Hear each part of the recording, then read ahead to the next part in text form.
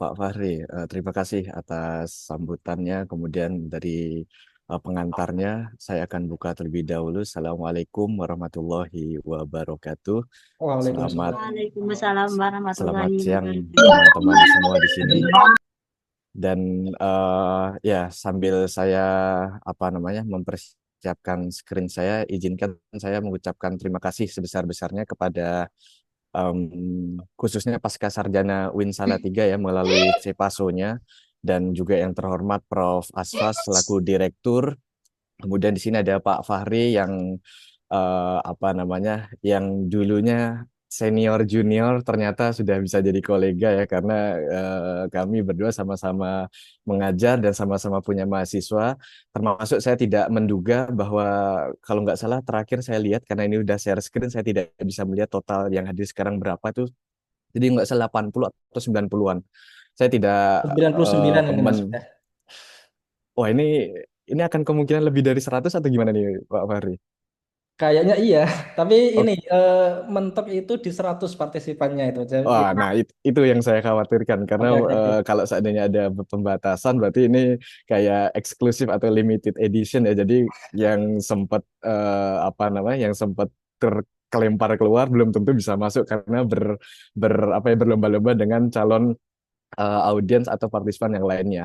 Nah, saya kira kemarin saya juga sempat ngobrol sedikit dengan Pak Fahri bahwa nggak cuma mahasiswa saja yang akan hadir, tapi beberapa kolega, kemudian beberapa teman-teman yang lain yang sesama akademisi peneliti juga akan hadir. Makanya saya ingin mencoba memberikan penjelasan segeneral mungkin agar teman-teman yang merasa awam, kemudian merasa belum paham dengan apa yang akan kita bahas itu mudah dipahami. Karena yang paling pasti adalah teman-teman paham bahwa di Bali itu tempat liburan, apalagi untuk mahasiswa kan. Jadi KKL-nya atau mungkin PPL-nya, bahkan sempat ada yang KKN di Bali ataupun hanya sekedar berlibur dan sebagainya. Mereka melihat bahwa di Bali itu enak loh, wah ini bisa wisata, pantainya cantik-cantik, kemudian mungkin juga gunungnya macam-macam, tapi jarang kita melihat orangnya. Biasanya yang kita lihat orang itu budaya Balinya. Misal katakanlah teman-teman ke Uluwatu lihat ada tari kecak, kemudian mungkin ke GWK melihat ada seni-seni tari atau seni-seni yang lain termasuk patung GWK-nya. Namun penduduk-penduduknya itu gimana gitu. Dan apalagi tadi sudah disampaikan oleh Pak Fahri ada Muslim. Saya tidak akan mengoverklaim bahwa Muslim itu adalah minoritas yang berpengaruh di antara Hindu. Di sana banyak minoritas lainnya termasuk agama-agamanya seperti Katolik, Kristen, mungkin juga Buddha, Konghucu dan sebagainya. Namun karena tadi sudah disampaikan oleh Pak Fahri, karena saya sebagai orang Bali, Muslim, kebetulan saya juga sebagai santri, saya juga pendidikannya di UIN, kemudian kebetulan saya juga punya interseksi pelajaran atau pendidikan dari Barat. Makanya saya mempersepsikannya itu sebagai insider, tapi di saat bersamaan sebagai outsider gitu. Jadi itulah yang saya akan terangkan di sini, di mana keunikan. Dan tadi sudah diwanti-wanti oleh Pak Fahri ya. Oh, ini siapa yang bahas ini? Oke, yang bahas wonge dewe gitu ya, atau orangnya sendiri. Jadi ketika saya menceritakan A B C itu saya mengalami, dan saya memang sudah meng-cross check setidaknya ini bagian dari penelitian saya. Saya akan full screen untuk membuat teman-teman mudah melihatnya. Teman-teman tadi sudah bisa lihat ya tema atau topik yang akan kita bahas. Semoga koneksi saya juga tidak terlalu. Nah, ini membongkar anatomi politik Muslim dan Hindu Bali, pengorganisasian internal kelas penguasa. Kami Muslim berasal dari Bali, namun kami untungnya tidak ya kalau seandainya kita ingin keluar dulu dari topik itu, tidak seperti ada yang dirasakan oleh Ahmadiyah, jamaah Ahmadiyah misal yang mengalami represi, kemudian Syiah dan sebagainya, apalagi yang non Muslim di Indonesia ya, yang buat gereja atau buat tempat ibadah aja susah dan sebagainya. Tapi di Muslim, apalagi Muslim yang Muslim Bali, jadi Muslim Bali nanti apa, nanti saya akan jelaskan apa definisi Muslim Bali, Muslim non Bali, nanti semoga kita nanti bisa bahas. Itu setidaknya ada kemudahan-kemudahan. Nah, saya akan next slide karena saya tadi berjanji maksimal 30 menit ya untuk ngobrol biar nanti teman-teman bisa ngobrol. Ya ini sekilas dari saya tadi sudah disampaikan saya dulu pernah kuliah S1-nya di Semarang atau di UIN Wali Songo, kemudian saya S2-nya di Birmingham atau di UK. Jadi kalau teman-teman bagi yang cowok mungkin mahasiswa suka EPL Liga Inggris, Birmingham ini kandangnya Aston Villa. Jadi teman-teman siapa tahu suatu saat juga yang mahasiswa atau yang berkeinginan studi di luar negeri, siapa tahu Inggris atau UK salah satu targetnya, ya semoga kesampaian karena bonusnya nanti bisa nonton Liga Inggris itu. Nah, saya akan langsung saja ke pengantar ya. Jadi kalau teman-teman melihat studi tentang Bali, apalagi Islam di Bali, setidaknya di sini ada referensi babon yang bisa kita baca ya. Meskipun jauh dari tahun ini, jauh dari 1980 atau 1987, itu masih banyak. Tapi kadang mereka berbentuk seperti manuskrip ya, seperti nanti saya akan jelaskan ada beberapa manuskrip yang tertulis abad 19, bahkan ada juga manuskrip yang abad 17, 18. Hanya saja itu perlu sangat komprehensif untuk membacanya karena juga di saat bersamaan tidak mudah untuk melihatnya. Namun yang saya tampilkan di sini, teman-teman itu mudah untuk ngeceknya. Yang pertama adalah negara teater atau teman-teman sangat familiar dengan Clifford Geertz ya. Kalau teman-teman familiar dengan dikotomi abangan, santri, priai dan sebagainya, dia juga melakukan itu juga di Bali gitu. Namun ya mungkin Bali tidak semasif kayak seperti Jawa ya, sehingga banyak orang yang mengkritisi, bahkan termasuk Mark Woodward, kemudian mungkin termasuk Pak Robert Hefner dan lain sebagainya itu menentang dikotominya. Tapi di Bali saya tidak melihat itu gitu. Padahal ini kontroversi sekali kalau teman-teman melihat ini karena dia kalau saat ini teman-teman lihat di slide saya apa sih yang dimaksud dengan negara teater itu Geertz menyebutkannya bahwa di mana raja dan kaum bangsa itu menjadi aktor dan artisnya, kaum pandita menjadi sutradaranya. Jadi pandita itu mungkin kalau di Islam itu seperti kiai-kiainya atau pemimpin agama itu sutradaranya, dan sisanya seperti petani, pegawai, kemudian yang berdarah yang bukan berdarah bangsawan itu menjadi krunya gitu. Jadi kalau istilahnya seperti teater itu, nah orang-orangnya seperti ini gitu. Makanya kenapa sih eh, Clifford Geertz menyebutnya negara teater itu. Itu saya ambil di bukunya itu. Dan kalaupun kita melihat negara yang dimaksud di sini adalah sebagai kota ya. Mungkin kita bilang negara apakah Indonesia atau negara lainnya, tapi dalam bahasa Sanskerta itu negara di sini artinya kota. Dan ada juga sebaliknya itu desa. Nah, namun kalau desa maknanya masih hampir mirip dengan yang kita pahami saat ini. Nah, kalau kita lihat lagi kaitannya Muslim ya, eksistensi Muslim di tengah-tengah Hindu itu bagaimana? Jangankan jangankan Muslim ya, bahkan Bali aja pada tahun sekitar setidaknya 1980-an atau abad 20 pertengahan itu Bali dianggap adalah bagian yang yang terpisah dari Indonesia karena pada saat itu dianggap orang-orang Hindu itu ya orang Hindu yang berada di tengah-tengah mayoritas Islam gitu, atau bahasa sederhananya itu dia itu kalangan minoritas Hindu, jadi ya itu terpisah gitu. Padahal di halaman yang sama atau di artikel yang sama ini di Adrian Vickers ini, Bali dan Jawa itu memiliki kultur atau budaya yang hampir sama, setidaknya kalau kita lihat dari abad 15. Oke, saya akan lanjutkan. Em, ini oke. Nah, teman-teman, kalau kita berbicara untuk spesifik lagi ya, untuk di Bali atau di kaum Hindu, teman-teman pasti familiar ya, ada kasta-kasta. Bahkan kalau kita melihat agama Islam, itu justru hal yang sudah di dihancurkan atau dihilangkan setidak-tidaknya pada zaman Rasulullah Shallallahu Alaihi Wasallam kan, di mana Buddha kemudian itu semua dimerdekakan dan sebagainya. Tapi kita tidak akan berbicara perspektif Islam gimana, perspektif Hindu gimana, tapi saya ingin memberikan perspektif antropologis yang mana itu seperti yang kita bisa lihat saat ini gitu. Nah, meskipun ada empat Tapi empat-empat ini itu juga terbagi lagi, yang mana ada kelas atau kelompok pertama dan kelompok kedua. Yang kelompok pertama itu siapa saja? Brahmana, Satria, dan Wesya. Itu yang disebut Triwangsa, dan kedua itu Sudra. Nah, apa sih Brahmana, Satria, dan Wesya dan Sudra itu? Itu yang tadi saya sebut di apa definisi negara teater yang dimaksudkan oleh Clifford Geertz tadi itu.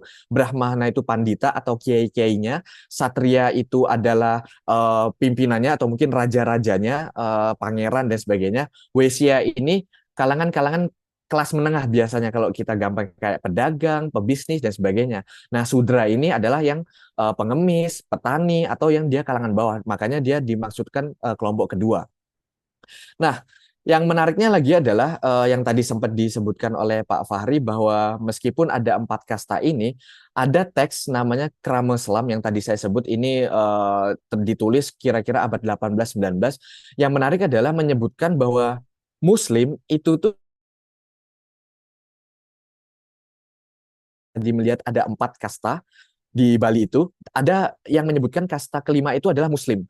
Namun ketika saya baca secara apa namanya, secara komprehensif, ternyata ini ada kaitannya dengan politik. Karena kenapa pada saat itu Muslim berperan sebagai tim atau sebagai bagian dari satu kesatuan kerajaan yang untuk menguasai Lombok gitu. Jadi secara politik tuh ya contoh dasarnya gini lah.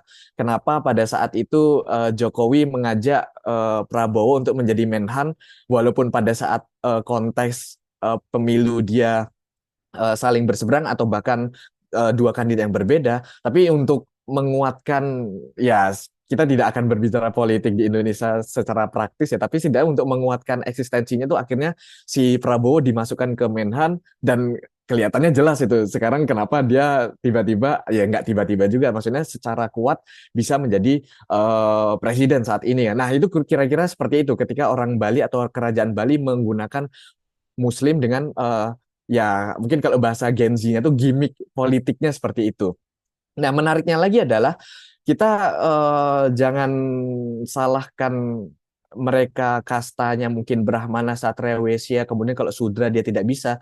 Yang menariknya lagi adalah yang tidak sama dengan kasta-kasta atau sistem kerajaan di yang lainnya, di Bali itu ada penyusutan status. Ini tidak seperti yang kita lihat mungkin di Jogja ada Hamengkubuwono atau mungkin di Surakarta ada Pakubuwono, di mana kalau 1 sampai 13 ya udah mereka setara, maksudnya sama-sama dihormati karena mungkin bedanya masanya dia hidup lebih lama yang pertama, kedua, ketiga. Namun kalau di apa namanya di Bali ini atau Hindu Bali ini itu tuh ada penyusutan status. Jadi meskipun kamu adalah raja ke-1, namun ketika nanti generasimu sudah ke generasi ke-10 misal, kamu kalau seandainya kamu udah meninggal di satu itu bukan berarti posisimu seperti raja yang lain, itu menyusut. Jadi kamu tidak akan dihormati sehormat raja yang ke-9 mungkin atau yang ke-8 atau ke-7. Jadi itu secara gradual. Jadi ketika misal yang sekarang memimpin kerajaan generasi ke-10 misal, yang 9 masih dihormati, yang 8 mengurang, ke-7 mengurang, ke-6, ke-5, ke-4, sampai yang satu tuh mengurang. Nah, itu yang disebut penyusutan status itu. Nah, nanti kita akan lebih jelaskan kenapa seperti itu ya. Meskipun di sini secara definisi, kedekatan posisi kelahiran kepada keraja tertinggi yang sedang berkuasa, yaitu pemimpin garis inti keturunan di zaman ini, menentukan status kekerabatan semua dadia yang sedang berkuasa. Nah, ini bahasa yang saya sebutkan, namun secara teoretis ini yang saya tampilkan di slide. Kita akan next slide. Oke. Nah, kita tidak akan berbicara kasta Brahmana, kemudian Ksatria, Wesya, dan Sudra itu seperti apa. Teman-teman itu bisa cek googling, apalagi sekarang ada ChatGPT ya. Apa itu Satria, Wesya, Brahmana, Sudra itu gampang. Namun yang jarang dibahas oleh orang-orang adalah ketika ada Brahmana, kemudian Satria, Wesya, dalam hal ini Triwangsa ya, kita tidak menginkludkan Sudra, kan mereka sudah beranak pinak nih. Jadi misal katakanlah, ini mungkin ilustrasinya sama ketika kita lihat ketika kerajaan Mataram Islam, dia berbagi menjadi 4 kan. Jadi ada Pakualaman, kemudian ada Mangkunegaran mungkin, kemudian ada keraton yang di Jogja, ada yang di Pakubuwono dan sebagainya. Nah, tapi bedanya dalam hal ini, pemisahan 4 ini kan itu ada peran Belanda karena itu ada perjanjian Giyanti dan sebagainya. Namun di sini mereka tidak seperti itu. ada kasta-kasta mereka itu beranak pinak, kemudian nanti saya akan berikan diagramnya. Namun itu yang disebutkan dadia. Dadia itu adalah keluarga-keluarga yang dari kasta Brahmana dia beranak pinak, kemudian ada cucunya, jadi ada kayak apa namanya, kayak bagan-bagan dan sebagainya. Nah, nanti dadia ini adalah berpatokan dengan nenek moyang tertentu itu siapa. Misal kalau di Islam kan ada bani atau kalangan apa misalnya Ba'alawi dan sebagainya, itu kan pasti akan ada ujungnya kan. Kemudian itu nanti beranak pinak dan sebagainya. Nah, di Brahmana, kemudian di Satria dan Wesya itu juga ada. Nah, nanti itu anak-anaknya inilah yang apa namanya, yang kita akan diskusikan, yang kita bahas adalah membongkar anatomi politiknya itu. Nah, singkatnya adalah dia terdiri atas semua individu yang merupakan keturunan paternal ya. Keturunan paternal, for your information, ini adalah keturunan yang berdasarkan dari laki-laki. Jadi kalau seandainya dari perempuan itu tidak dihitung, bahkan kalau seandainya ada beberapa kasta atau mungkin, sorry, ada beberapa marga atau mungkin suku yang dari perempuan mungkin tidak sepowerful laki-laki dan sebagainya. Tapi kalau di Bali, ketika perempuan itu langsung di-cut. Jadi hanya paternal. Ini berbeda dengan yang mungkin ada yang berasal dari Minang, matrilineal, itu dari ibu ya. Ini kebalikannya. Nah, makanya terdiri atas semua individu yang merupakan keturunan paternal langsung jika dia tarik ke atas bersumber dari satu nenek moyang sama. Untuk kaum bangsawan, mereka keturunan salah satu dari bangsawan imigran Majapahit. Nah, kalau teman-teman tahu kenapa ada Hindu, kemudian ada Muslim di Bali, saya tidak akan bisa obrolin panjang lebar di sini, tapi peran Majapahit dan runtuhnya Majapahit itu sangat berperan penting. Kenapa kerajaan Hindu muncul khususnya di abad 15. Oke, saya akan next ya. Nanti saya akan apa namanya. Nah, ini yang untuk membantu teman-teman ilustrasi dadia-dadia itu apa. Jadi anggaplah teman-teman nenek moyangnya itu di sini ya. Misal katakanlah gampangnya gini, saya tidak akan memberikan contoh yang sangat sensitif ya. Misal ada Bani namanya Bani Ahmad gitu ya. Misal katakan gitu Bani Ahmad. Nah, Bani Ahmad itu punya anak dua. Anak dua ditandai oleh XX ini. Namun dia sudah meninggal. Kemudian dia punya anak lagi yang pertama, anggaplah ini yang A, anaknya satu. Kemudian yang B ini anaknya dua, ini dan ini. Nah, XX ini tandanya dia sudah meninggal, tapi yang atas ini ada nenek moyangnya. Nah, anggaplah kita berbicara di yang kota tapi masih hidup ya. Nah, masih hidup ini adalah dia akan menjadi subdadia ini. Sehingga Bani A punya cabang dan sebagainya. Ketika kamu adalah di bagian subcabang yang mana, itu nanti akan menjadi dadia-dadia itu. Jadi yang itu yang saya maksud, kamu walaupun kalangan Brahmana katakanlah, tapi kamu nanti akan bagian dari yang mana. Misal Brahmana yang A punya anak B, C, D. Tapi kan B, C, D punya cucu dan sebagainya. Nah, kira-kira seperti itu. Yang saya maksud adalah yang segitiga ini. Ketika udah ada segitiga, dia tidak akan berlanjut lagi.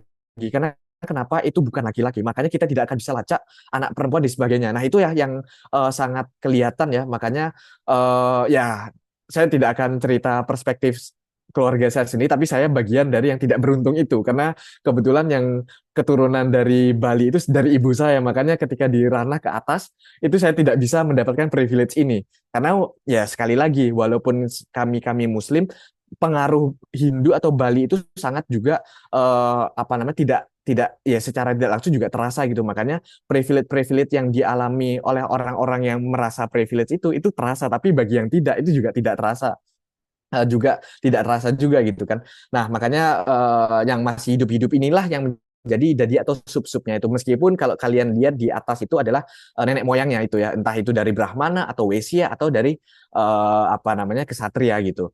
Nah, nanti kan logikanya gini, mereka kan nanti akan banyak bercabang. Nah, yang kita akan pertanyaan adalah percabangan itu gimana? Nah, itulah yang kita akan masuk anatomi politiknya. Dia saling menguatkan, basicnya ya balik lagi keluarga dan kasta ini. Walaupun kita bisa sebutkan bahwa oke, apa namanya, mungkin bisa jadi ilmunya, kemudian bisa jadi hartanya, bisa jadi mungkin karena sikapnya sebagainya. Oke, itu di atas kertas itu. Tapi kalau seandainya kamu orang yang misal kata ilmumu tinggi dan sebagainya, tinggi dan sebagainya, tapi dari keturunan kamu tidak bagian ini, yang privilege ini, jangan harap gitu. Makanya di kontemporer ini gimana caranya? Karena kita sudah tidak ada masa kerajaan-kerajaan, salah satu caranya adalah ya ada yang nyalek jadi bupati, ada yang jadi wali kota, bahkan ada yang jadi gubernur dan sebagainya. Dan for your information, kalian tidak akan mungkin bisa melihat bupati atau wali kota dari Muslim di Bali. Nah, itulah yang tadi sudah di-spill sama oleh Pak Fahri bahwa gimana sih kok dia bisa eksis tapi dia juga akan bisa mayoritas sebagai nanti kita akan obrolin. Semoga tidak terlalu lama saya ngobrol ini.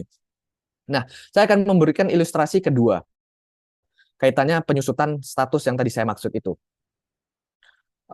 Oke, ini adalah slide selanjutnya. Teman-teman bisa lihat raja 1, 2, 3, dan 4. Sorry, kecepatan. Wah, ini sangat loncat nih. Oke. Teman-teman anggaplah sekarang raja yang memimpin di zaman ini adalah raja keempat. Maka yang statusnya tinggi itu adalah saudara-saudara di raja keempat atau yang di D ini. Nah, raja ketiga ini akan menyusut lagi. Nah, makanya di sini kan ada statusnya ya, dari paling kiri tinggi, kemudian yang kanan ke rendah gitu kan. Nah, makanya kalau raja ke satu dia semakin rendah, apalagi saudara-saudara si raja pertama ini, garis keturunannya ini. Nah, kalau seandainya sekarang udah katakanlah di Sri Sultan Hamengkubuwono ke-10, yang satu tuh udah sangat menyusut sekali kalau digunakan konteks Hindu Bali, apalagi yang di Pakubuwono yang baru meninggal kemarin dan hari ini dikebumikan ya, yang angkatan ke-13 itu yang satu sudah apa namanya sangat menyusut. Nah, makanya kenapa seperti ini? Nah, itulah yang bisa kita berikan atau realitas. Makanya ketika kamu melihat ada raja-raja tapi kok raja-rajanya di Bali itu tidak seperti Hamengkubuwono dan sebagainya. Nah, ini salah satu alasannya. Makanya kalau kamu lihat raja pertama di abad ke-15 di Bali klasik itu nggak akan dihormati di raja-raja di abad ke-19, setidaknya di 19 sebelum kemerdekaan. Nah, semoga teman-teman bisa melihat, dan ini saya kira ada recordingnya, nanti suatu saat bisa di rewatch lagi ya, entah itu di YouTube-nya atau gimana. Nah, yang kita pertanyakan adalah ketika ada dadia-dadia itu, kan udah ada misal kata gampangnya ada Bani A, Bani B, Bani C. Mereka kan hidup dari apa namanya? Bisa jadi berbeda nenek moyang tapi bisa jadi satu daerah, entah itu satu desa, satu kota dan sebagainya. Nah, inilah yang mengikatkan mereka yang dimana disebut oleh Clifford Geertz itu clientship atau bahasa Indonesia kemitraan. Jadi ada yang dianggap orang kita atau konco atau kanca dewe kalau seandainya menggunakan bahasa Jawa atau bolo bala dewe itu untuk mendeskripsikan bahwa secara struktur, secara kemitraan itu dekat. Tapi kalau seandainya dia jauh, bahkan beda kasta dari ujungnya, itu bisa dijadikan tidak orang kita. Atau mungkin kalau seandainya kita di katakanlah ada yang orang Pati gitu, sama-sama dari daerah mana gitu. Wah, kalian akan sangat akrab gitu. Wah, konco dewa apalagi sedesa atau se-RT dan sebagainya. Tapi kalau seandainya Pati tapi Patinya jauh, ya mungkin kalian tidak akan sedekat itu. Tapi ketika kalian berbicara dengan orang Jepara misal, kalian sama-sama Pati walaupun beda desa, pasti akan kuat gitu. Karena yang kalian obrolin atau aja obrol atau lawan bicara kalian adalah orang Jepara. Kira-kira seperti itu. Nah, meskipun kemitraan itu beroperasi di dalam konteks umum ya, yang sudah dibangun kasta dan kekerabatan patrilineal, ia tetap berbeda dari keduanya. Nah, ini yang saya maksud, kita sudah ada dadia-dadia dan sudah ada kasta, tapi ada kemitraan ini gitu. Nah, tapi dia tidak berbasis kontrak gitu. Makanya, ya itu, kalau seandainya kita sama-sama, contoh lah, saya adalah orang Muslim Bali, kuliah di Jawa, sama-sama ketemu orang Bali. Itu tanpa harus kontrak, tanpa harus kamu orang mana kita berteman dan sebagainya, udah pasti, ayo kita akan berteman itu. Sama halnya, apalagi ketika pengalaman saya seperti orang Indonesia yang kuliah di luar negeri. Tanpa kita orang suku Bali, suku Jawa, sebagainya, kita orang Indonesia, karena konteksnya kita ada di luar negeri, udah, tanpa harus kita kenalan ya, kita temanan ya, kemudian kita harus gini, saling membantu, udah nggak ada ngomong itu, udah pasti kita akan akrab sendiri kan. Jadi dia tidak apa namanya, tidak berbasis kontrak, kemudian dia itu informal, tidak sistematik tapi dia teratur gitu. Jadi kalau seandainya ada teman kalian yang kalian anggap dia orang kita atau bolo dewe itu ada masalah, bahkan kalau seandainya diserang, kalian akan secara otomatis akan apa namanya membantu, bahkan bisa bantu-bantu menyerang balik, seperti itu clientship itu. Dan ini yang di apa namanya yang terjadi di Bali itu sendiri. Saya akan next. Nah, ini contohnya ya. Jadi kemitraan itu ada tiga di sini. Ada yang dadia yang kuat dan yang lemah ya. Dan yang kuat itu biasanya dari Triwangsa yang tadi ke atas itu, kemudian dengan yang Sudra. Nah, biasanya hubungannya adalah politis, ancaman militer, tekanan ekonomi, persahabatan pribadi, suap, kepentingan yang saling menguntungkan. Atau kalau seandainya menggunakan politik praktis, ya mereka ini yang lemah ini untuk suara aja gitu. Jadi kalau seandainya nyalek atau ingin jadi gubernur sebagainya, nah mereka-mereka inilah nanti yang dianggap atau di apa namanya didekatin ya. Nah, sayang-sayangnya adalah dari Muslim pun atau minoritas juga ada yang bagian dari ini gitu. Nah, inilah yang tadi saya maksud yang non Muslim non Bali itu kecenderungannya dianggap yang lemah. Tapi itu kita bisa memperdebatkan itu. Kemudian yang kedua ada antara Dadia ya atau Dadia yang sama-sama kuat atau dari Satria dan Wasia. Satria Wasia dengan kepanditaan itu. Namun ini hubungannya dia religius. Contoh misal katalah kalau teman-teman melihat ada caleg-caleg ini datang ke kiai-kiai minta doa. Nah, itulah yang ada dialami oleh di Bali itu. Namun dia si Dadia atau yang pandita ini dia tidak punya powerful. Jadi hanya untuk religius aja gitu. Nggak seperti yang kayak ya let's say di Jawa Tengah yang dianggap religius dia bisa jadi wakil gubernur bahkan 2 periode meskipun gubernurnya beda-beda sebagainya. Nah tapi kalau di konteks Bali mereka kaum Brahmana itu dia hanya religius atau mutualismenya itu hanya dalam ya minta doa dan sebagainya. Tapi dia tidak akan mungkin bisa memimpin raja atau sebagai presiden atau mungkin gubernur kalau di konteks Bali dan sebagainya. Dan mutualisme apa? Raja atau mungkin kesatria dan wesya itu butuh wejangan, tapi di saat bersamaan si pandita ini atau kaum Brahmana itu butuh juga karena dia butuh diuwongke kalau bahasa Jawanya itu ya. Nah, itulah. Dan yang menarik adalah yang ketiga, antara Dadia yang kuat dengan kelompok minoritas dan non Bali yang penting. Dan inilah di antaranya orang Bugis, Jawa, Muslim, Cina dan sebagainya itu masuk. Kalau kita bukan dari yang kedua, yang ke satu, kita bisa jadi yang ketiga, di mana ya itu motifnya ekonomi. Jadi kamu boleh masuk, kamu dari Jawa, tinggal di Bali, sebagai Muslim atau sebagai Kristen, Katolik, kamu harus bayar pajak. Kamu harus menguntungkan. Kalau di konteks abad 18 atau 19, kamu harus bisa membuat Bali itu tidak terisolasi. Kamu harus bisa membuat Bali itu aman dari serangan kerajaan luar. Atau mungkin ketika masa kolonial, kamu harus bisa membantu kerajaan itu dari Belanda, dari Portugis atau Inggris dan sebagainya. Nah, itu contoh kemitraan clientship yang ada dari apa namanya yang ada di Bali itu. Selanjutnya, ya ini di awal tuh sangat teoritis dulu ya karena nanti di konteks muslimnya bagaimana itu mungkin akan sangat cepat.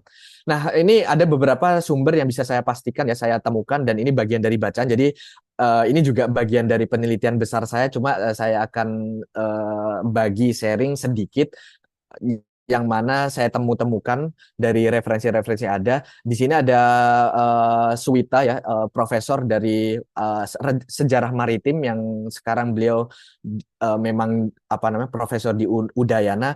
Dalam penelitian itu meneliti bahwa motif-motif clientship itu tuh terlihat dari Raja Jembrana dan pasukan Bugis ketika untuk apa namanya mempertahankan apa namanya kerajaannya pada abad 18 yaitu gradual ya nggak abad 18 tapi sampai abad 19.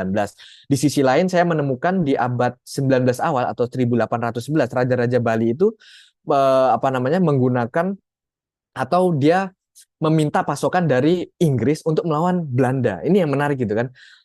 Bali minta bantuan Inggris yang pada saat itu dipimpin oleh Raffles untuk menyerang atau melawan Belanda dan dia meminta pasokan perang-perangnya itu dan ini salah satu kemitraan atau clientship yang apa namanya sudah tercatat oleh beberapa riset-riset sebelumnya. Nah, pertanyaannya adalah selain kemitraan, apa lagi yang ada pola-pola hubungan politik dalam internal Hindu Bali itu? Di luarnya adalah atau yang paling terakhir ini ada aliansi atau persekutuan. Kalau seandainya tadi clientship kemitraan itu tanpa kontrak, ini berbalik atau sebaliknya. Nah, biasanya aliansi itu adalah antar wilayah. Kalau teman-teman masih ingat tadi saya menceritakan Dadia-Dadia itu sudah beranak pinak, otomatis dia bisa tersentralisasi di tempat tertentu. Misal di Denpasar atau mungkin di Jembrana, Tabanan dan sebagainya. Antar wilayah itu. Nah, otomatis kan untuk mengaitkannya itu perlu ada aliansi atau persekutuan. Nah, makanya mereka ini saling menguatkan atau saling bekerja sama atau bersekutu lah, beraliansi lah gitu. Nah, apa namanya biasanya ini dimulai oleh dadia-dadia yang dominan di wilayah masing-masing. Misal kalau di Denpasar ada yang di Pemecutan, kemudian mungkin di Mengwi ada kerajaan Mengwi, di Jembrana itu ada apa namanya dari keturunan dari Arya Pancoran dan sebagainya. Nah, itu teman-teman bisa lihat itu di mana mereka saling masing-masing dari wilayah yang tadi saya sebutkan itu dia beraliansi dan dalam hal ini ada kontraknya gitu. Nah, hanya saja menariknya adalah kalau seandainya yang tadi saya sebutkan itu adalah penguatnya, namun di bagian aliansi persekutuan itu justru malah peruntuhnya. Makanya saya ilustrasikan di gambar ini ada seperti piramida kartu. Nah, aliansi atau persekutuan itu cenderung dia di atas kan. Kalau seandainya teman-teman pernah main kartu, yang awal mungkin oke, masih kuat, yang kedua kuat, ketiga, keempat mungkin kuat, tapi yang kelima luntur. Nah, ketika sorry, hancur.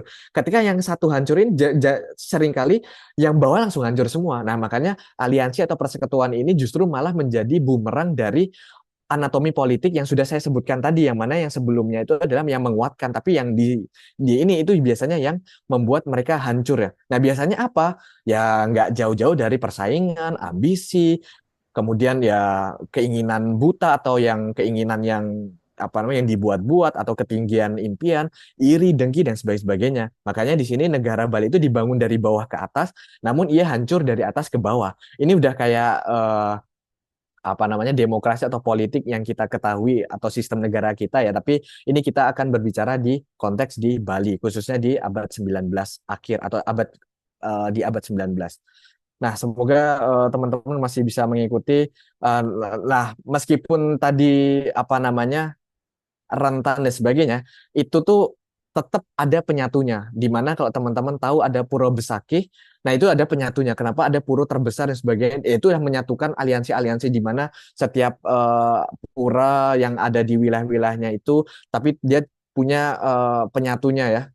Dan di sisi lain, aliansi atau persekutuan, karena ini bukan clientship, itu ada kontrak-kontrak, dan kontrak-kontraknya bahas banyak, ya hampir sama seperti undang-undang atau undang-undang adat dan sebagainya itu ya, bersifat kultural dan simbolik pastinya.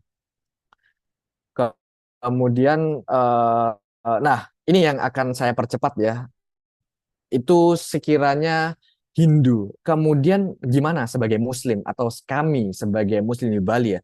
Kami sebagai Muslim itu diterima, namun dibatasi. Dibatasinya apa? Tadi saya sudah spill dikit yang sudah saya sampaikan di awal.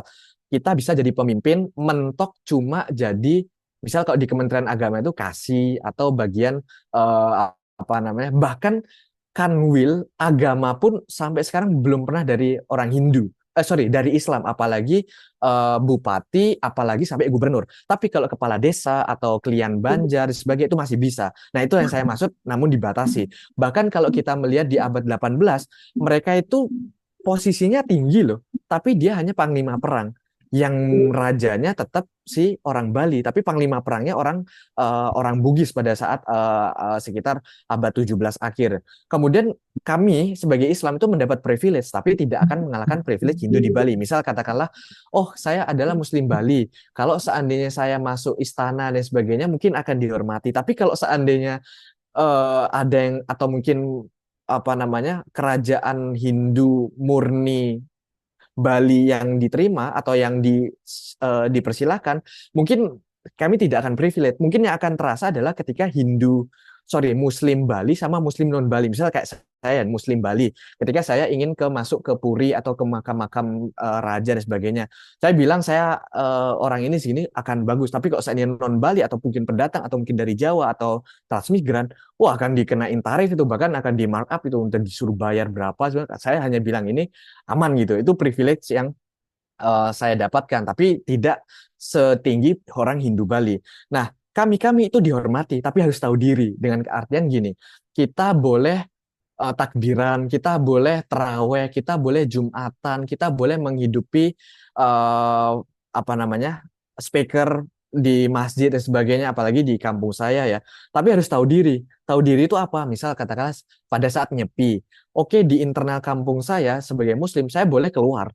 Tapi kalau udah batasan-batasan yang sudah mendekati Hindu dan kita masih nggak tahu diri, bahkan ngidupi lampu pada saat malam, kita akan nggak cuma disomasi, digerebek, bahkan dihukum dan sebagainya. Nah, kalau teman-teman mungkin 2-3 tahun belakangan ada rame-rame tentang nyepi dan sebagainya, sebenarnya itu sudah familiar. Hanya saja sekarang kan sudah ada TikTok, Instagram dan sebagainya. Tapi pada saat itu langsung internal saja, jadi tidak sampai keluar. Nah, tapi kita harus tahu diri gitu. Makanya, oke, kita boleh jalan-jalan, boleh kita main-main di jalan, di nyepi pada saat nyepi. Tapi kalau jalan-jalan yang memang ada populasi Hindunya, jangan. Bahkan kalau seandainya di kebetulan rumah saya itu belakangnya itu kampung orang Muslim, tapi di depannya itu adalah bersinggungan langsung dengan orang-orang Hindu karena jalan utama.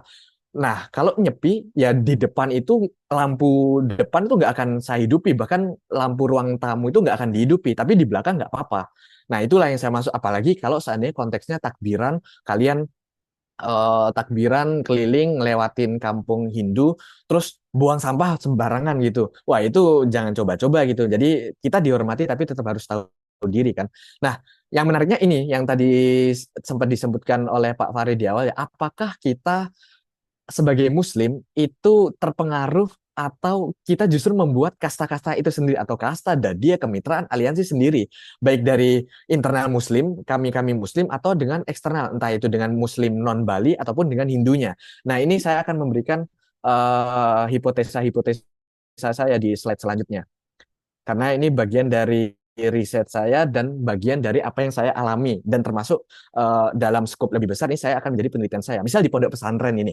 Ya, kalau seandainya kita bilang di Jawa, kiai-kiai, kalau seandainya misal kata Lirboyo, contoh kemarin ada Trans TV memframing Lirboyo seperti itu. Wah, itu alumni-alumninya semua pasti akan ribut ya, bahkan sampai disumasi, bahkan sampai ada yang di Jember itu sampai Transmart aja digerebek kan, padahal ya kita bisa anu ya, padahal kan tidak harus seperti itu. Masa kita apa namanya seperti itu. Nah, kalau di Bali itu bagaimana? Nah, yang di Bali itu di pondok pesantren, kemudian keluarga kiai, jaringan keilmuan, hubungan Muslim, Hindu Bali, pengaruh Islam dimanfaatkan, ekonomi dan politik itu juga. Saya akan mulai di pondok pesantren. Kebetulan saya dari pesantren di Jembrana. Nah, kalau kita melihat apakah dia berbagian dari kasta-kasta dan sebagainya, saya tidak akan berani untuk menyebutkannya, apalagi ini di-record, karena jejak digital itu sangat mematikan ya. Panji aja ngomong Toraja itu udah bertahun-tahun, sekarang disomasi kan. Nah, ilustrasinya adalah hampir sama. Saya tidak akan memberikan hampir sama. Karena kenapa? Kalau kamu adalah pondok pesantren A dengan pondok pesantren B, bisa jadi yang A ini lebih kuat dibanding yang B. Apalagi yang C, apalagi yang D. Nah, definisi B, C, D kalian bisa deskripsikan. Apakah karena yang A ini kuat karena dia Muslim tapi Muslim Bali, kemudian yang B, C, D ini Muslim non Bali, atau bahkan dia Muslimnya pendatang atau bahkan dia pondok cabang. Nah, itulah yang mempengaruhi pondok pesantren itu ada yang high privilege dan sebagainya yang saya lihat gitu. Saya tidak akan menyebut merek gitu. Kemudian keluarga kiai. Pondok pesantren itu ada institusinya, keluarga kiai adalah orang-orangnya dan itu sudah pasti. Kalau keluarga kiai dari pesantren A, B, C ya pasti gitu, ditambah jaringan keilmuan. Misal dia Muslim Bali, ditambah dia pernah haji, pernah belajar di Arab, pernah belajar di Jawa, apalagi guru-gurunya kalau di Islam tuh sanatnya sampai Mbah Hasim, sampai bahkan sampai apa namanya sampai Nabi Muhammad dan sebagainya. Itu jangan coba-coba, itu sangat privilege sekali. Tapi kalau seandainya kita cuma modelnya ustadz-ustadz yang lulusan UIN gitu, kita nggak punya bukan Gus, bukan Ning, bukan kiai di pondok pesantren itu, tapi cuma lulusan UIN gitu. UIN-nya mungkin ya apalagi nyebut UIN ya, UIN yang dianggap tidak sebesar atau rankingnya tinggi-tinggi. Nah, itu udah pasti tidak se-powerful itu gitu. Kemudian hubungan Muslim dan Hindu di Balinya pasti juga mempengaruhi kan. Jadi ketika Muslim Bali dengan Hindu itu akan akrab, tapi kalau seandainya Muslim non Bali dengan Hindu belum tentu. Dan yang menariknya lagi adalah yang tadi saya maksud tadi antara kasta kelas pertama dan kelas kedua. Nah, pengaruh Islam ini dimanfaatkan. Kadang orang-orang Hindu tahu bahwa orang Muslim tidak akan bisa. Ini tidak bisa ini secara ijma ya, bukan berarti ada aturan ya. Tapi kalau seandainya ada aturan adat, saya tidak belum membacanya. Tapi setidaknya pengaruh Islam yang saya maksud dimanfaatkan ini adalah ketika pemimpin-pemimpin Hindu atau caleg-caleg Hindu ini tahu bahwa Muslim itu susah untuk cari bupati, jadi bupati. Akhirnya orang-orang yang tahu populasi Muslim terbesar mereka datanglah sehingga dengan diiming-imingi oh nanti kamu akan dibangun masjid, dibangun TPQ dan sebagainya. Nah, kadang itu juga common gitu, apa namanya, sering terjadi, apalagi di ekonomi dan politik dan lain sebagainya. Saya akan mempercepat, saya kira udah lebih dari 30 menit, masih ada 2 slide. Nah, kalau kalau seandainya teman-teman ingin tahu eksistensi Hindu dan atau Muslim di Bali itu bagaimana, nah mereka atau kami-kami di sana itu saling menguatkan secara internal Hindu maupun Muslim. Misal orang Hindu dia menguatkan dirinya, Muslim juga menguatkan dirinya. Makanya Hindu dan Muslim di sana seminimal mungkin tidak terjadi konflik. Tapi kalau seandainya konfliknya muncul antara Hindu dan Muslim, kita pun juga saling menguatkan antara Hindu dan Muslim. Biasanya tokoh-tokoh Muslim dan tokoh-tokoh Hindu bertemu, misal kalau di kampung saya itu dari kampung Selam Kepaon, kemudian dengan Raja Pemecutan bertemu aja sudah gitu, selesai, nggak sampai apa namanya harus somasi dan sebagainya. Kemudian kami-kami pun juga pernah penduduk Bali ya, ketika saya menyebutkan penduduk Bali di ketiga ini termasuk Hindu dan Muslim Bali. Itu juga apa saling menguatkan khususnya pada masa kolonial yang tadi saya sebutkan bisa jadi pemimpin perang dari Bugis, kemudian antara kisru antar kerajaan luar antar keluar mungkin Blambangan, Majapahit dan sebagainya dan internal karena kan di Bali juga banyak kerajaan. Kemudian meskipun kita mengikuti sistem secara sistem negara Indonesia ya, tapi secara praktik atau secara itu masih kelihatan yang mana saya amannya adat dan budayanya gitu aja daripada saya menggunakan terminologi yang anu. Dan ya ini yang saya maksud di awal, meskipun tidak diistimewakan secara gamblang seperti DIY, tapi Bali itu masih punya hukum-hukum adat, kemudian budayanya itu masih bisa bertahan meskipun banyak tantangan-tantangan yang sedang dihadapi ya. Ya itu seringlah teman-teman lihat adanya apa namanya penyusutan lahan yang sekarang jadi villa, banjir dan sebagainya. Nah, itu juga menjadi salah satu atau di antara dari permasalahan-permasalahan yang sedang kami hadapi ya. Tapi kalau gitu mungkin konteksnya nanti mungkin kebijakan negara dan sebagainya. Tapi kita tidak bilang. Nah, ini kesimpulan saya bisa ini adalah slide terakhir saya. Hindu di Bali itu memang sangat mengontrol eksistensinya di Bali. Sayangnya hal tersebut hanya terbatas di Pulau Bali saja. Kenapa? Karena adanya Hindu di Bali itu nggak jauh-jauh dari cerita hijrahnya Raja dan Kepakistan yang mana dari Majapahit itu ke Bali. Jadi itu untuk mencari amannya. Makanya ya itu adalah kayak comfort zone-nya lah atau zona amannya mereka. Makanya kalau seandainya dia mencoba-coba untuk ke luar, contoh Lombok katakanlah yang tadi saya sebutkan di awal, itu sudah agak susah. Bahkan resistensinya atau serangannya sangat banyak banget gitu. Makanya Lombok pun sampai sekarang Muslim, bukan Hindu mayoritas, padahal pada saat abad 17-18 sempat itu dikuasai oleh Raja Hindu Bali gitu. Kemudian eh, mereka itu berhasil mempertahankan secara menjadi mayoritas dari dulu abad 15 sampai sekarang di saat populasi muslim khususnya di Indonesia bertambah terus. Bahkan apa namanya kalau kalian mungkin melihat di tempat-tempat kalian mungkin tiba-tiba ya salah satu gampangnya gini lah, tiba-tiba ada masjid baru, kemudian itu salah satu bahwa populasi muslim itu bertambah di daerah kalian gitu kan, meskipun gimmicknya ya renovasi, kemudian ingin memberdayakan umat dan sebagainya, tapi secara nominal bertambah, yaitu berarti populasi kalian atau Muslim bertambah. Tapi di Bali itu masih kuat mayoritasnya sebagai mayoritas Hindu gitu, bahkan mungkin 80% lebih masih kuat gitu kan, dengan mempertahankan sistem organisasi yang tadi saya sebutkan di awal tadi itu. Nah, bagaimana dengan Muslim? Nah, ini yang saya sampaikan di sinopsis awal kan. Muslim itu tetap akan menjadi seperti saat awal mula Muslim awal datang pertama ke Bali pada abad ke-15, yang mana dulunya mengawal raja dalam kepakisan atau raja pertama Bali klasik yang saya temukan di Babat Dalam, baik dari peran, pengaruh, fungsi maupun eksistensinya. Mungkin ada yang bilang dulu Muslim cuma berapa ratus, sekarang ratusan ribu bahkan juta. Tapi jangan salah, ketika Muslim bertambah, frekuensi dari Hindu pun juga bertambah banyak. Karena kan ya sekarang ledakan penduduk di mana-mana terjadi ya, termasuk di Indonesia kan. Dulu mungkin seratusan juta atau 150 juta pada awal merdeka. Sekarang sudah 280-an. Tapi kalau kita berbicara persentase, itu dia tetap akan sebagai minoritas. Kenapa sebagai minoritas? Ya penjelasan lebih lebarnya sudah saya sebutkan itu. Itulah yang membuat kenapa Muslim akan seperti di Muslim awal itu. Kemudian yang menariknya adalah bagi Muslim non Bali atau orang yang bukan orang ya berkait ya, kalau kita berbicara Muslim tapi dia non Balinis ya, ya Kenapa sih? Ya saya tadi lupa. Kenapa Muslim Bali dan Muslim non Bali? Muslim Bali itu adalah Muslim yang secara keturunan dia sudah dari ratusan tahun, bahkan dari abad 17, dan bahkan secara pernikahan dia ada pernikahan antar agama. Jadi entah itu orang Hindu yang ke Islam, walaupun ada juga yang Muslim ke Hindu dan sebagainya.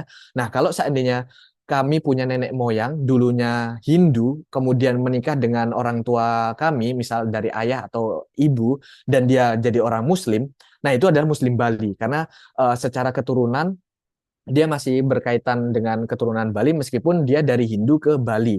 Sorry, dari Hindu ke Islam. Namun secara kekeluargaan kita masih kuat. Nah, itulah yang disebutkan Muslim Bali. Nah, Muslim non Bali itu gimana?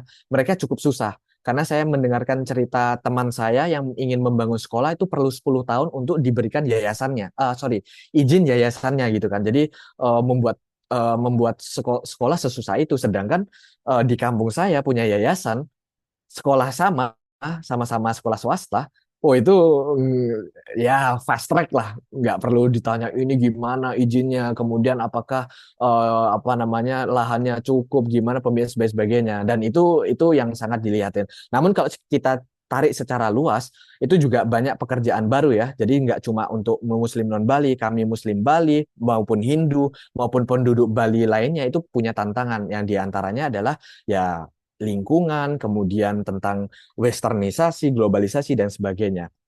Nah, kira-kira itu yang bisa saya sampaikan ya. Ya, ternyata sangat lama sekali. Semoga tidak mengurangi kehikmatan ini dan saya akan stop share dan saya akan kembalikan ke Pak Fahri. Terima kasih. Assalamualaikum warahmatullahi wabarakatuh. Waalaikumsalam Waalaikumsalam warahmatullahi warahmatullahi wabarakatuh. wabarakatuh. Luar biasa sekali paparan dari Pak Efri. Terima kasih yang sebesar-besarnya. Jadi teman-teman semua jemaah Zumiyah, sampai detik ini masih bertahan Pak Efri. Jadi ada 97 peserta. Dari tadi itu naik turun dari 100 karena memang ini di luar ekspektasi. Saya hanya pesan atau langganan Zoom dengan apa kapasitas cuma 100 gitu kan. Dan ternyata karena saya belinya cuma 100 itu tidak bisa di streamingkan. Tadi udah tak coba berkali-kali ternyata tidak kompatibel gitu. Jadi mohon maaf untuk para peserta yang tidak bisa ikut join, tetapi nanti akan kami upload di YouTube Pasca Sarjana. Jadi nanti bisa diakses di situ. Baik, terima kasih. Sebelum saya mulai sesi diskusi, saya ingin memberikan informasi pada seluruh peserta atau teman-teman semua yang hadir di diskusi online ini bahwa nanti kami akan memberikan sertifikat, tetapi dengan catatan ada mekanismenya. Yang pertama, teman-teman semua bisa follow Instagram Cpaso Win Salatiga ya. Cpaso Win Salatiga bagi yang sudah memfollow, nanti ini ya di bio-nya itu ada WhatsApp, itu nanti diklik saja.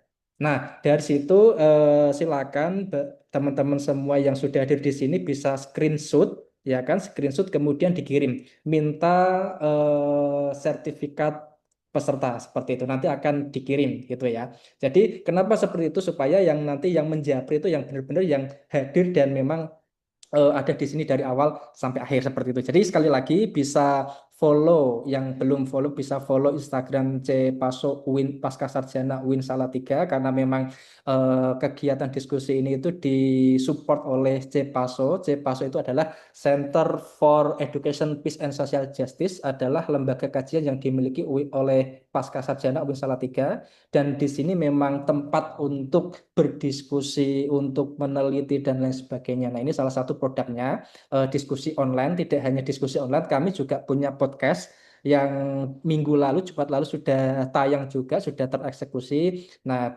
jadi teman-teman semua nanti bisa mengikuti perkembangan keilmuan dari hasil diskusi atau riset itu di website Cpaso atau di Instagram, di sosial media yang kami gitu kan. Nah, baik, terima kasih teman-teman semua. Untuk selanjutnya saya akan membuka sesi diskusi atau tanya jawab. Mungkin sesi yang pertama untuk tiga penanya. Silakan yang ingin memberikan klarifikasi atau pengen bertanya, karena dari tadi memang Pak Efri saya lihat itu agak mengerem ya. Jadi seperti sangat berhati-hati sekali karena bagaimanapun ketika kita itu berbicara mengenai dua tradisi atau dua agama yang saling bersinggungan dan hidup di dalam satu wilayah, dan tadi juga disampaikan secara detail ternyata memang dari awal itu antara Hindu dan Islam itu datang ke Bali itu dengan kasta yang berbeda. Nah, itulah mungkin yang sampai sekarang itu tadi disampaikan masih bertahan, dan tadi juga disampaikan oleh Pak Eri kenapa Muslim itu sampai sekarang seperti seperti itu gitu kan. Jadi mungkin tidak bisa menjadi mayoritas atau apa tadi juga sudah disampaikan. Tetapi mungkin teman-teman yang mau memberikan penegasan atau bertanya. Oke, ya sudah ada yang rasian di sini, ada Mbak Nafi Ngatun dan ada juga Mbak Aida. Yang pertama Mbak Nafi Ngatun dulu, saya persilakan untuk memberikan satu pertanyaan atau dua, silakan. Oke, apakah suara saya terdengar, Bapak? Mohon izin. Ya, terdengar jelas Mbak. Oke, mohon maaf sebelumnya. Perkenalkan, nama saya Nafiatun. Mohon izin bertanya, Bapak, mengenai realita yang ada sekarang, bahwasanya hubungan antara agama dan politik itu menjadi diskursus yang sangat krusial dan juga kompleks. Nah, keduanya seringkali berinteraksi dan juga tidak jarang menuai berbagai macam konflik begitu, Bapak. Yang ingin saya tanyakan dari beliau Bapak pemateri adalah apakah ada agenda tersembunyi yang ada di balik pembingkaian yang bisa disebut dengan anatomi politik berdasarkan identitas agama, dan jika pun ada, adakah pihak atau siapa saja yang merasa diuntungkan atau mendapat keuntungan dari adanya pembingkaian anatomi politik berdasarkan agama tersebut. Mungkin itu saja Bapak pertanyaan dari saya. Terima kasih. Oke, terima kasih Mbak Nafi Ngatun. Wah, ini juga pertanyaannya bahaya kalau Mas Efri tidak menjawab dengan hati-hati ini. Jadi, apakah memang kalau disampaikan tadi hubungan antara agama dan politik itu menjadi satu diskursus yang sangat kompleks seperti itu ya? Dan apakah ada agenda gitu kan? Agenda tersembunyi dalam dalam anatomi politik ya, sehingga perlu dibongkar, dan kemudian apa sih adakah yang diuntungkan atau diragukan ketika ini itu dibongkar atau dilihatkan kepada publik? Silakan Pak Efri untuk langsung di ini ya ditanggapi ya sebagai. Oke, siap, siap, siap. Terima kasih Mbak Nafi Ngatun. Saya tadi sempat menduga, saya kira pertanyaan apakah dengan bla bla bla bla ini akan ada pernah tensi atau politik atau mungkin kisru atau mungkin ada pernah permasalahan gitu. Saya kira seperti itu. Ternyata jauh dari yang saya ekspektasi, itu agenda tersembunyi. Yes, saya bisa menyatakan iya. Iya. Dan seperti ini teman-teman. Jadi kalau diskusi agama dan politik yang tadi sudah disebutkan Mbak Nafi Ngatun itu ya, pasti kan akan ada saling mendominasi dan ada yang didominasi dan sebagainya. Dan saya tidak akan menyebutkan mereknya ya, sekalipun itu juga salah satu yang menjadi diskursus ketika saya mencoba untuk wawancara, mencoba untuk menggali data, bahkan dari informan itu menyebutkan bahwa Mas, saya tuh apa namanya agak bingung gitu untuk menyebutkan atau ya bahasanya gitulah ketika bilang ya. Tapi karena kamu adalah orang Muslim Bali, bukan orang yang pendatang atau kamu ke Bali bukan cuma riset doang, saya akan berikan gitu. Jadi ada A, B, C, D, dia punya agenda A, punya B dan sebagainya. Kemudian kami mencoba untuk menumpas dan sebagainya. Nah, salah satunya adalah ya kalau saya sebut mereknya dikit aja ya, kalau saya ini Samsung, saya nyebut Sung kan teman-teman udah tahu kan. Nah, ini mereknya besar karena kalian bisa lihat dan mereka-mereka itu sedang berkuasa sekarang. Tapi saya tidak akan mention ya, tapi setidaknya ada agenda untuk mendegradasi Muslim. Ini kita tidak berbicara Muslim Bali atau Muslim non Bali, tapi Muslim atau orang Islam sendiri itu ada ingin didegradasi. Silakan kalian tampilkan atau tafsirkan sendiri. Sengaja saya menggunakan bahasa yang sangat ambigu. Jadi dia ingin mendegradasi Muslim itu. Nah, sehingga nggak cuma Muslim non Bali, kami yang Muslim Bali juga bertanya-tanya gitu. Kok ada orang yang fanatik ini, seradikal ini gitu. Ternyata setelah saya kaitkan, kemudian dari apa ya istilah gini lah, dari sanat-sanat itu hampir sama seperti kayak kita di kalangan Habib lah. Misal katakanlah kalian bisa menyebutkan ada Habib kok yang keras, ada Habib yang toleran dan sebagainya. Ternyata yang radikal seperti itu adalah di kalangan Habib yang radikal itu gitu, atau dari golongan ulama atau golongan pandita atau kesatria yang radikal. Nah, itulah yang tadi bermasalah itu. Mereka kan beranak pinak kan, jadinya kita tidak bisa tumpas satu satu aja karena dia kalau kita mau menumpas itu masih ada dedekot-dedekotnya itu. Nah, bagaimana caranya? Akhirnya cara melakukannya, apa ya? Ya saya tidak menyebutkan mencari solusi kan atau tapi setidaknya untuk meredamnya kalau kita berbicara dalam teori resolusi konflik itu meredamnya ya dengan banyak-banyak untuk apa ya komunikasi dialog ya itu yang teman-teman sering pelajari lah di moderasi beragama ya toleransi kemudian no violence, anti kekerasan, terus memperdayakan budaya lokal, kemudian juga nasionalisme dan sebagainya. Tapi kalau pertanyaannya apakah agenda tersembunyi ada yang tadi saya maksud, pihaknya siapa saja, ya tentu ada juga dan itu sedang memimpin hari ini gitu. Namun ya mereka pun juga tidak akan terus terang-terangan, tapi kami tahu gitu. Tapi ya again, saya tidak akan bisa nyebut merek ya. Saya siapa sih kalau saya dipermasalahkan, saya nggak punya punya backingan gitu ya. Jadinya ya itu kita di ranah diskusi dan ranah apa namanya ranah penelitian. Jadi kalau teman-teman mau diskusi lebih lanjut ya mungkin perlu ngopi-ngopi lagi mungkin Pak Fahri ya. Itu yang bisa saya respon Mbak Nafingatun. BTW Oh, terima kasih pertanyaannya. terima kasih Mas Evi. Jadi kalau dikatakan ada agenda atau ada satu kepentingan untuk mendominasi ya tentu ada, tetapi memang betul sekali Mas Evi. Jadi kita harus hati-hati karena ini wilayah publik ya kan. Jadi supaya tidak menimbulkan kegaduhan ke belakangnya. Dan ada Pak Dr. Mirza Mabub Wijaya juga yang beliau dosen dari UIN Pekalongan ya. Selamat siang Gus Gus Wirya. Siang Pak Dokter. Wah, alhamdulillah bisa bisa ini ya, bisa join ya karena tadi itu 100 saya kapasitasnya cuma pesan yang 100 saja gitu. Oke, ada satu lagi yang sudah resen Mbak Aida Nur Habibah. Ya, silakan bisa menyampaikan pertanyaannya. Baik, Bapak. Saya izin bertanya. Assalamualaikum warahmatullahi wabarakatuh. Waalaikumsalam warahmatullahi wabarakatuh. Pertanyaannya, bagaimana struktur dasar keagamaan dalam Hindu Bali terbentuk melalui perpaduan antara ajaran Hindu dan tradisi lokal Bali? Seperti itu, Bapak. Terima kasih Mbak Aida. Nah, Mbak Aida ini bertanya Pak Efri, bagaimana struktur agama di sana terbentuk gitu kan. Nah, apakah kemudian struktur itu tuh menjadi satu komposisi yang paten dan bagaimana apakah secara apa secara secara kesini itu mengalami perkembangan atau mendapatkan intervensi dari kultur-kultur lain atau tidak? Silakan Pak Efri. Ya, terima kasih Mbak Aida atas pertanyaannya. Ya, kalau saya boleh jujur, itu adalah pertanyaan saya juga yang sedang saya teliti. Kan tadi saya sempat ini bagian dari apa eksplorasi dan hasil bacaan saya dan penelitian lebih besar ya. Saya juga menanyakan itu.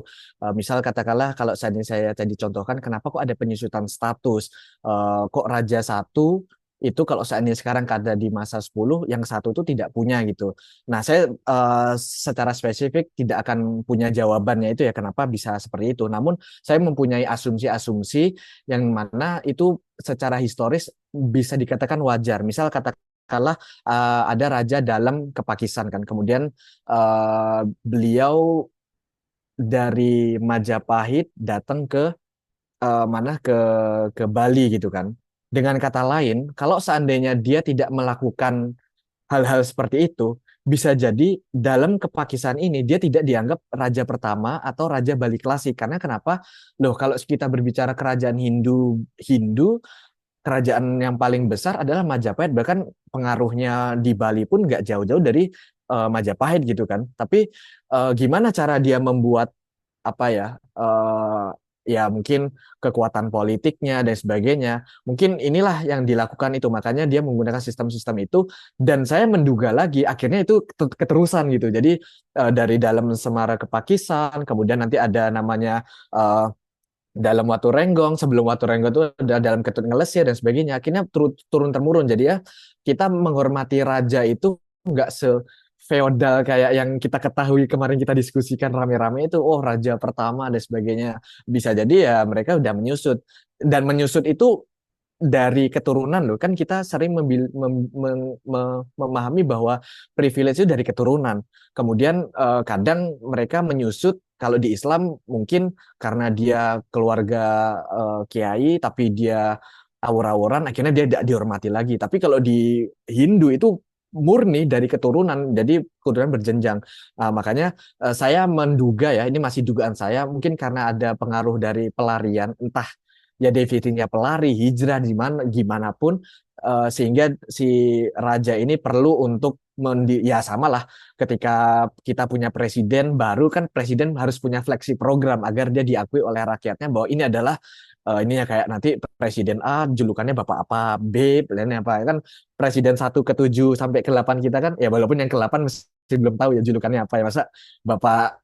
Ya, saya tidak akan menduga-duga, tapi yang ke 7 jelas Bapak apa, kemudian ke 6, ke 5, ke 4, dan sebagainya gitu. Nah, itu saya menduga, sehingga sampai sekarang itu keterusan gitu. Dan for your information, dari abad 15 dalam Semara Kepakisan itu, yang dianggap adalah Hindu versi Bali yang apa yang kita lihat itu, tapi di saat bersamaan Muslim sudah ikut, karena dari sumber yang saya sebutkan tadi itu di babad dalam itu beliau itu ada pengawalnya 40 dan 40-nya itu adalah Muslim. Jadi kalau seandainya kita kayak gaya-gayaan, oke kamu Hindu duluan, Muslim pendatang, tapi kalau kita membicarakan kerajaan Hindu yang kita pahami sekarang, Muslim dan Hindu itu bisa jadi berbarengan. Tapi karena posisinya pada saat itu pengawal dan raja, nah itulah sampai kita lihat sampai sekarang ini. Karena kenapa? Kalau seandainya kita berbicara penduduk Bali lokal, itu justru jauh ya. Ada Bali Age, kemudian dan sebagainya. Namun itu jauh dari obrolan atau diskusi yang kami atau saya angkat di sini. Jadi seperti itu untuk menjawab pertanyaan dari Mbak Ida. Terima kasih Mbak. Saya kembalikan ke Pak Fahri. Baik, terima kasih Pak Efri atas jawabannya, karena memang seperti itu tadi ya. Memang strukturnya itu dari dulu ya, dari sejarahnya pun juga sudah seperti itu, dan mungkin tidak bisa melakukan perspektif terlalu jauh juga, Pak Efri.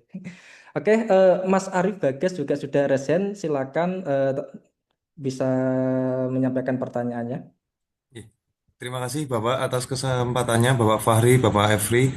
Saya ingin bertanya terkait ini, Pak.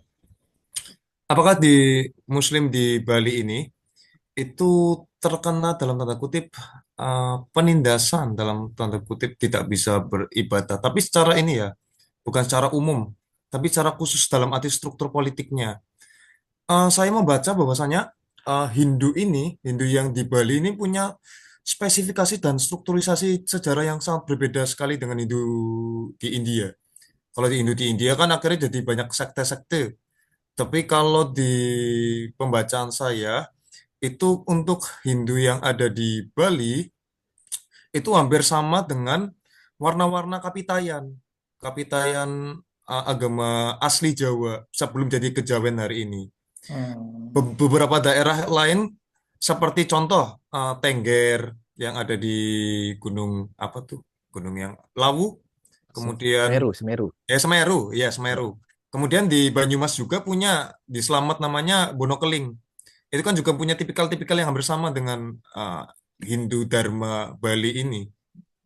Apakah memang di Bali ini strukturisasi Hindu ini memiliki gerakan yang dalam tanda kutip ekstrim dalam arti puritan, sehingga budaya-budaya baru seperti Islam dalam tanda kutip kerajaan-kerajaan Hindu yang sampai saat ini kan masih bertahan sampai sekarang, walaupun entah itu akhirnya bergeser dalam tanda kutip jadi hukum adat, walaupun secara pemerintahan dan politiknya itu ikut dengan Indonesia, contoh ada gubernur, ada apa, tetapi bahasa warna adat ini menunjukkan ekstremisme berupa gerakan Puritan. Sekarang kita lihat contoh seperti Muslim yang ada di Bali, kalau saya secara general ya Pak, satu secara umum, itu kayak terpinggirkan sekali, bahkan tertindas. Sedangkan secara wisata gitu, orang-orang Barat yang saya kurang tahu apakah itu ateis atau bagaimana, sangatlah bebas dalam arti bahasa yang ekologis itu jadi apa ya, jadi beda banget, jadi kontras banget. Islam nggak boleh masuk, tapi ateis atau orang Kristen-Kristen yang dalam tanda kutip ya telanjang terus di jalan-jalanan itu kan kontras banget. Nah, apakah memang di dalam Hindu ini memang ada gerakan Puritan seperti itu sehingga pergeseran-pergeseran Islam yang ada di Bali ini mengalami bahkan penurunan drastis ya. Bahkan kita tidak pernah atau berita-berita lah mendengar azan ada di Bali itu kayaknya nggak ada deh. Nihil kayaknya. Seperti itu, Pak. Ya, Mungkin ya. saya pertanyaan saya seperti itu. Terima kasih, Pak.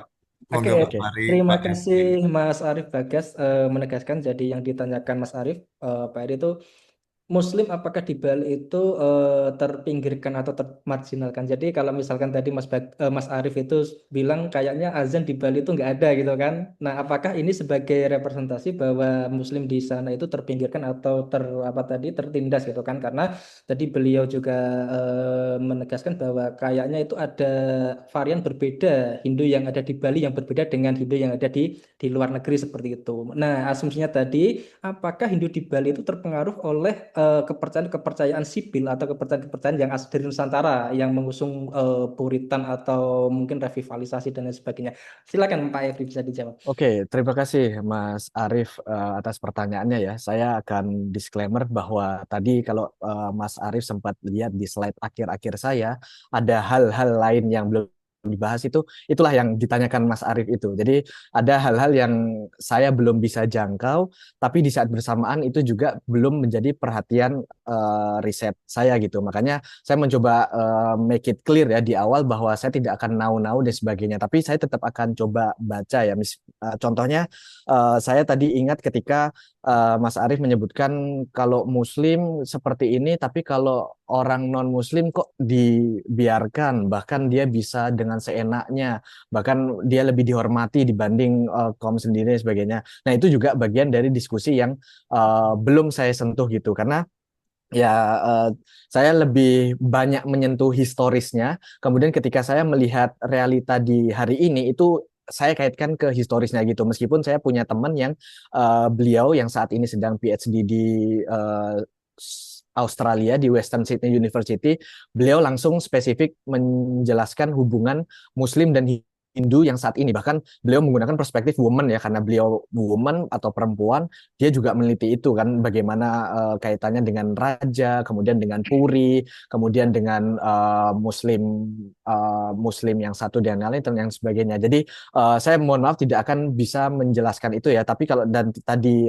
Mas Arief menyertakan ada bacaan-bacaan yang sudah mendukung, saya kira data di awal itu cukup untuk menjadi jawaban dari Mas Arief itu. Namun yang ingin saya jawab itu ada 2 poin, yaitu tentang Hindu di Bali bagaimana dan apakah Muslim itu mengalami penindasan, termasuk tadi disampaikan kok nggak ada azan dan sebagainya gitu kan ya. Oke, yang pertama adalah Hindu di Bali itu sudah pasti beda di India. Jadi bagaimana deskripsinya saya juga tidak akan bisa memberanikan diri ya, karena saya juga tidak mendalami secara spesifik secara ritual dan sebagainya. Namun kalau saya boleh memberikan ilustrasi itu ya, kalau seandainya Hindu di apa namanya di Bali itu mungkin lebih terglorifikasi gitu ya. Saya tidak menyebutkan mengglorifikasi agama ya, tapi lebih terglorifikasi ya. Hal ini indikasinya apa? Contoh, setiap hari itu hampir hampir hari raya. Jadi nanti apa? Mungkin kalian dengarnya Galungan, Kuningan, kemudian ada Nyepi, Saraswati, Pagar Besi dan sebagainya. Itu mereka hampir setiap hari kalau kalian lihat itu ada hari rayanya itu, bahkan bisa 2 hari sekali. Kemudian nanti ada Tumpak Landep dan sebagainya. Makanya kalau teman-teman punya bacaan Hindu dengan Hindu India atau mungkin di tempat lainnya, nah ya coba teman-teman mengkomparasikan sendiri itu diantaranya. Kemudian kalau kaitannya dengan sejarah ya, sebelum saya merespon apakah Muslim ada penindasan dan sebagainya, ya kalau kita lihat secara rasionalitas ya, mereka itu bareng-bareng, mungkin mereka hijrah, kita kan tidak bisa mengilustrasikan dari Majapahit yang mungkin seringnya disebutnya di Mojokerto sekarang atau Mojokerto dan sebagainya, kemudian dia ujuk-ujuk ke Bali gitu kan dengan proses yang biasa kan. Kalian harus bisa membayangkan itu 200 atau 300 bahkan 500 tahun yang lalu gimana perjalanan ke Bali itu sangat susah, bahkan di 1900-an awal yang mungkin pernah study tour ke Bali dari Gilimanuk atau menggunakan bis Gilimanuk ke Jembrana ke Denpasar itu dari Gilimanuk ke Jembrana itu nggak ada jalan, jadi orang langsung ke pelabuhan di Pengambengan di daerah Jembrana. Jadi 1900-an aja udah sesusah itu, apalagi di tahun 1500-an di abad 15 ya 1400-an itu ya. Makanya itu yang secara tidak langsung membuat apa namanya Muslim dan Hindu itu apa namanya sangat kuat gitu. Jadi kalau ilustrasi sederhananya gini lah, kita orang Muslim terus lagi lintas alam, teman kalian ada Kristen dan sebagainya. Nah, saya yakin nggak akan membeda-bedakan. Oh dia Kristen, kita nggak kasih minum dan sebagainya, atau kita mendaki, oh dia Hindu sebagainya. Ya mungkin kita bisa kayak gitu, tapi kan nggak mungkin akan sevulgar itu ya. Saya mengilustrasikan seperti itu, sehingga pertanyaan yang ingin saya jawab, apakah terkena penindasan? Dalam diksi penindasan, saya bisa pastikan tidak. Tapi kalau apakah ada konflik atau bahkan peperangan, kisruh, iya. Tadi Mas Arief saya masih ingat dan saya garis bawahi menggunakan kata penindasan karena asumsi saya penindasan mungkin seperti yang di Rohingya atau mungkin yang di. Tapi kalau menggunakan diksi penindasan tidak. Tapi kalau saya ada konflik, kemudian ada kisruh, bahkan ada peperangan sampai bunuh-bunuhan, kan bunuh-bunuhan bukan berarti penindasan ya, karena kan penindasan itu kan ada yang di atas dan ada yang di bawah gitu kan. Tapi kalau perang-perangan kan kita anu ya lanang kok fight gelut gitu kan, itu ada juga meskipun bisa di apa namanya bukan dibungkam ya tapi diredam di internal. Kalaupun teman-teman pernah lihat FYP yang ke wah ini apa namanya tidak menghormati dan sebagainya, itu karena kita sekarang sangat masif aja persebaran informasinya karena menggunakan media entah media sosial dan sebagainya. Nah, jadi ya saya akan klarifikasi ya, kalau teman-teman atau termasuk Mas Arief coba ke Kampung Islam Kepawon ada di Denpasar Selatan, kemudian di Jembrana ada namanya Kampung Loloan. Di sana udah kayak kayak kita di mana, kalau di Jogja itu udah kayak di daerah Kerapiak lah atau daerah Al-Munawir lah, azan ada, ngaji ada, bahkan kalau di pondok saya ya, kayak kan saya di Denpasar tapi mondoknya di Jembrana ya di pondok pesantren Nurul Ikhlas lah. Itu bahkan 1 jam sebelum Jumatan sudah ada apa namanya apa istilahnya ya kayak murotal 1 jam atau mungkin setengah jam sebelum subuh dan sebelum maghrib sudah ada murotal. Ya kalau udah ada murotal, apalagi azannya kan, ya belakangan mungkin baru aja hangat isunya terkait apa namanya. Saya saya lupa istilahnya, entah itu audio apa DB atau apa, maksudnya yang mengatur volume Ya, speaker-speaker itu kan. Itu kan baru-baru belakangan ini kan, dan akhirnya di mana di Bali atau di kampung saya khususnya ketika ada peraturan itu, yang dulunya ya ini saya akan cerita masa kecil saya ya, kami itu habis taraweh itu tadarus tuh sampai sahur dan pakai mic masjid yang luar bukan yang dalam. Mungkin di kampung-kampung pakai mic tapi di dalam sampai subuh ya, tapi kami itu pakai mic luar dan sampai subuh sampai jam 3, karena jam 3 waktu sahur itu. Nah, gara-gara ada ya aturan sebagainya akhirnya dimaksimalin di jam 12, kalaupun lebih ya hanya mic dalam sebagainya gitu. Tapi untuk menjawabnya ya kami tidak ada penindasan karena secara tidak langsung tidak ada. Kalaupun ada penindasan mungkin konteksnya bukan antara Muslim dan Hindu ya, karena eh, PKI dan sebagainya itu ada juga terjadi di Bali dan saya juga tahu, tapi itu tidak dalam skup yang kita obrolin saat ini. Jadi semoga itu bisa menjawab pertanyaannya Mas Arief, dan hal-hal yang tidak bisa dijawab atau saya jawab ya sudah saya disclaimer di awal tadi itu. Terima kasih Mas Arief. Saya kembalikan ke Pak Fahri. Oke, Terima kasih, terima Pak. kasih Pak Efri. Jadi sudah disampaikan tadi kalau misalkan penindasan dalam arti apa penjajahan atau apa ya itu tidak ada, sudah dipastikan oleh Pak Efri. Tetapi ya mungkin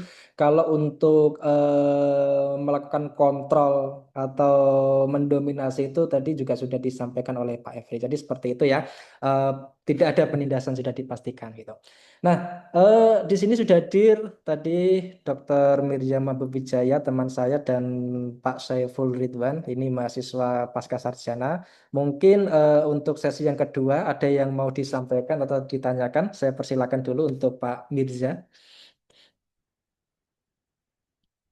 Ada yang mau disampaikan Pak Mirza?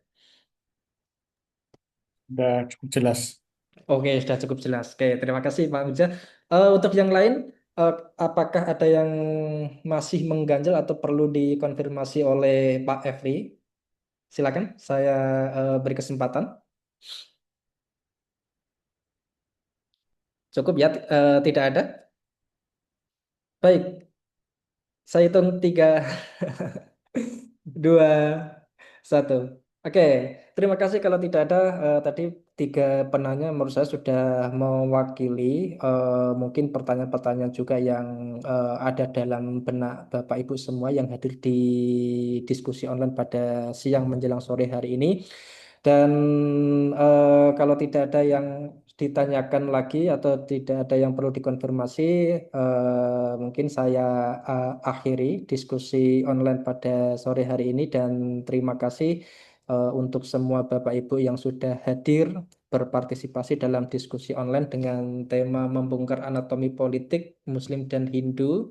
Dan tadi juga sudah dilihat bagaimana sejarah ya, kenapa kok sekarang ini di di di Bali itu masih mayoritas Hindu dan Muslim itu minoritas, meskipun secara nasional itu Muslim itu adalah mayoritas gitu kan. Nah, karena memang itu tidak bisa dilepas dari fakta sejarah yang ternyata di abad 15 seperti itu tadi sudah disampaikan oleh Pak Efri, dan mungkin ya sampai ke depan mungkin akan seperti itu, karena sebagaimana tadi juga ada struktur yang sudah menjadi yang menjadi bagian dari kehidupan sosial di Bali yang mungkin tidak mudah untuk bisa dirubah gitu kan. Nah, seperti itu. Baik, terima kasih sekali lagi saya ucapkan untuk Pak Efri Arsyad Rizal sebagai narasumber, dan tadi juga saya lihat pertanyaan dari Mas Arif Bagas nampaknya bisa menjadi satu diskursus atau kajian tersendiri ya, atau membuka peluang penelitian dalam aspek lain, karena memang tadi sangat bijak sekali Pak Efri tidak mencoba untuk mengambil perspektif ya, karena bahaya juga karena ini nanti ada akan saya upload juga di YouTube kalau misalkan ada yang tidak berkenan untuk seperti apa. Terima kasih untuk Pak Efri sebagai narasumber dan semua hadirin yang sudah bergabung dari awal sampai akhir. Ini bertahan di angka 80-an itu sudah sangat luar biasa dan di luar ekspektasi saya. Saya kira cuma 50-an gitu. Ternyata memang semenarik itu diskusi pada siang hari ini, dan saya ucapkan terima kasih. Dan mohon maaf apabila dalam diskusi atau jalannya diskusi pada sore hari ini ada tutur kata yang kurang berkenan dari saya pribadi ataupun dari narasumber, karena memang tak lihat dari tadi itu Pak Efris benar-benar membatasi diri saya, dan kadang sudah membatasi tetapi masih dianggap sensitif juga. Ini saya sebagai penanggung jawab kegiatan pada sore hari ini meminta maaf sebesar-besarnya. Insya Allah kita akan bertemu di lain kesempatan dalam sesi diskusi lain di CEPASO. Nah, tadi saya ulangi, CEPASO, Center for Education, Peace and Social Justice, adalah lembaga kajian akademik yang dimiliki oleh Pasca Sarjana UIN Salatiga, dan kami banyak sekali produknya, tidak hanya diskusi online tetapi ada juga podcast, ada juga call paper, juga ada jurnal sebenarnya, tetapi nanti bisa kita tindak lanjuti gitu kan. Dan untuk sore hari ini saya cukupkan, terima kasih sebanyak-banyaknya.